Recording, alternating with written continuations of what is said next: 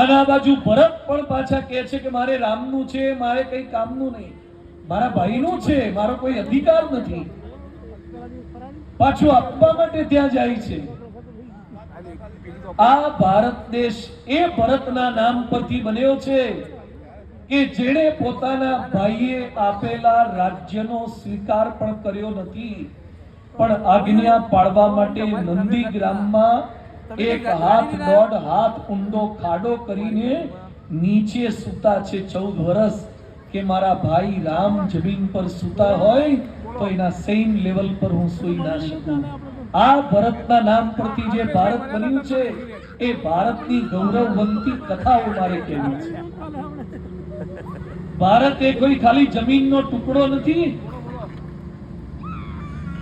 ભારત એ કોઈ ખાલી સવા અબજની પોપ્યુલેશન 140 કરોડની જનસંખ્યા વાળો કોઈ દેશ નથી. ભારત એક સંસ્કૃતિ છે, ભારત એક પરંપરા છે, ભારત એક પ્રણાલિકા છે, ભારત એક ફિલોસોફી છે, ભારત એક વિચારધારા છે. અને વધારે કહું તો ભારત એ વિશ્વ માત્રને સુખી કરવાની એક જીવન શૈલી છે, લાઈફસ્ટાઈલ છે. વિશ્વ આખાને સુખી